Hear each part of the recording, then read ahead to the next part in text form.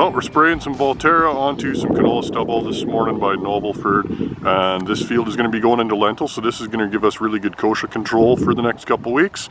And I'm going to pop up the drone and take some cool video. Okay, so we got a little bit of Russian thistle starting to come up here now as soil temperatures come up. So we got one little guy here, and one here, the other one's still folded under right here. So as soil temperatures are starting to come up, these guys are starting to appear.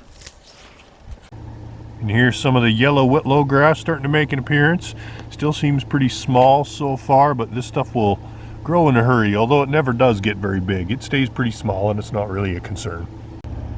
After that beautiful weather we had yesterday on Sunday, about 15-16 degrees, and now at 11 a.m. it's 16 degrees here. Soil temperatures are sitting really almost to 8 degrees Celsius, so pretty good, definitely warm enough. Things are really starting to pop out here. As you can see, kochia is starting to get a little bit bigger with the soil temperatures warming up. It was actively growing this weekend and really starting to appear now. Alright, you can see right here we got quite a lot of kochia coming up in this patch here. And there's also quite a lot of canola starting to really appear here wherever there's bare ground and it's warmed up. With that moisture we had last week, things are really starting to pop here. Well, the winter wheat is continuing to perk up and is looking pretty healthy overall, but there is some areas of the field that do appear to be drowned out and some that look like they've been a little bit sandblasted over the winter depending on the snow cover. So I'm going to take a look and see what some of those spots look like. Alright, in these drowned out wet areas of the winter wheat, things are starting to come back alive. You can see some of these are alive, they're just very stressed, so we need to give this some more time, see how well this is all going to recover. I'm flying the drone on this field right now at 400 feet and we're going to see what it can pick up as far as seed row, establishment goes. But at 400 feet this early in the season, we're not likely to pick up very much.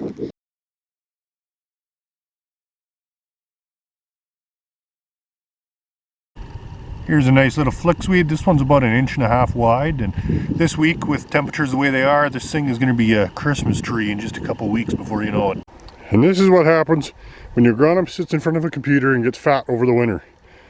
That and they forget to update the registration on their motorcycle. Oh, here's a good sized stinkweed. This one was definitely fall germinated and has come roaring back into health, looking pretty good now. And we got a couple flicksweeds here. This one's not a bad size, and then there's just a tiny little guy right here. So lots of these guys starting to show up now, and there'll be more by the end of the week. Here's an alfalfa field we seeded last year, and the stand is looking pretty good. It overwintered really well. But we do have quite a lot of shepherd's purse, and there's some stinkweed and there's some flicksweed growing in here. So we're going to have to spray this relatively soon with something like Partner, because these weeds get any bigger and it's going to be pretty hard to kill them with that product. Alright, lots of flicksweed out here by Nobleford today. This is probably one of the thickest patches I've seen yet so far. It's coming up real good, and that's a really good case for an application of Blackhawk into what's going into malt barley. Up by Carmen Gay here now. Looks like most of the volunteer barley from last fall was killed by the frost, and there's quite a bit of little flicksweeds and little whitlow grasses are really starting to appear here now. And look who's back today. We've got Kirsten, our newest essential worker. I guess she didn't get enough trouble last year, so she came back for another round. Alright, and up by Carmen Gay, soil temperature is a little bit colder. We're at only 2 or 3 degrees here, just because of all the surface trash is keeping the sun from hitting the soil. And about a mile away in some canola stubble where we have much more ground exposure to the sun, we're at 5 degrees, and noticeably a little drier here as well. Here's an overwinter cleaver, just found in some fall rye here by Nobleford. So this isn't a super common weed for this area. Usually around Lethbridge and further east it's much more common. And this was the only one I found. Just digging around in that quackgrass patch that I showed a couple weeks ago here, and you can really see, here's a good illustration of how long some of these roots are. I broke this one off, didn't even get it all out. So you can really see how far these will spread. You see this one didn't spread quite as far, only about 6 inches, but it's sending up 2 or 3 new ones. So as soon as you cut these rhizomes off by planting or cultivating in the spring, you can end up with new plants. That's why it's critical to spray this stuff before you seed. down in a sandy spot by McGrath, and it was so dry here. We had a very poor catch of canola, as you can see, last year. However, now we do have quite a bit starting to come up, whether that's volunteer or it's last year's seed. And you can see here we do have quite a bit of little Russian thistles are just starting to make an appearance. So moisture conditions here overall are much better than they were last year at this time. Down here by McGrath, and the winter wheat is perking up pretty good, but it's definitely a little farther behind the stuff in the Lethbridge area. Soil temperatures here as of Thursday are really only about 2 degrees, so definitely a lot colder and quite a bit more moisture here. And as you can see, unfortunately, somebody got a little carried away at some point during this fall. I think we had a trespasser in here. Here's typical results for what I'm seeing right now. So the probe pushed all the way into the ground, you can see it's actually below freezing at that'd be about a 4-inch depth. And as soon as you pull the probe up to about 2-inch depth, then the temperature comes up to almost 5 degrees. And here's the first wild crocuses I found yet this year. Here's my first canola going in the ground by Lethbridge, and Cody's not driving this year, so hopefully it'll do better.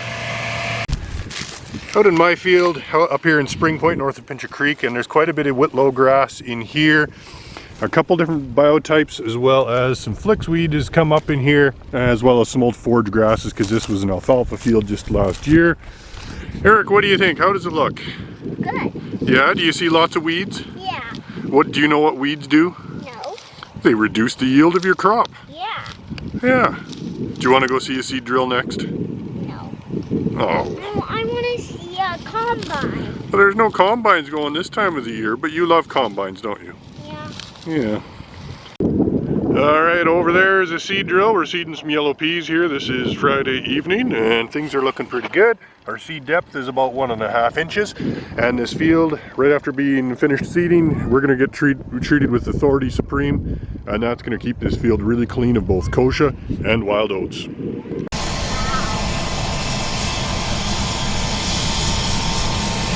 What do you figure, Eric? Is he doing a good job? Yeah. What's he planting? Straight peas. Yeah. Are they yellow? No, they're blue. Yeah, the seeds are blue. Yeah.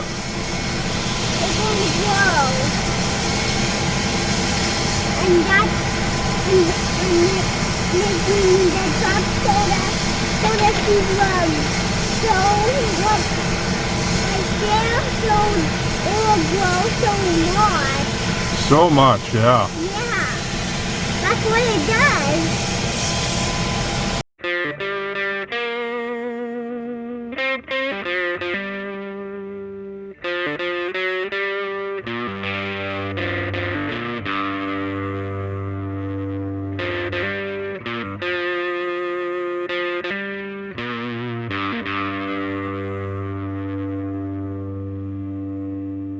Well, you made me weep, and you made me moan.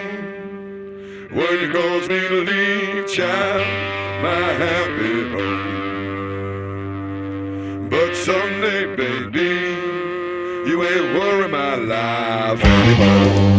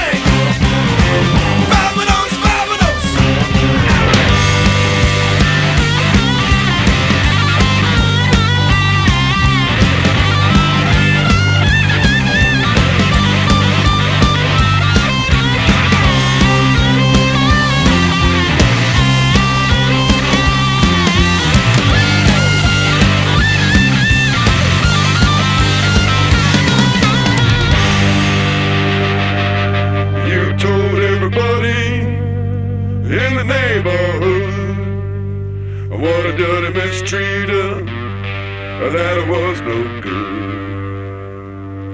But someday, baby, You ain't worry my life anymore.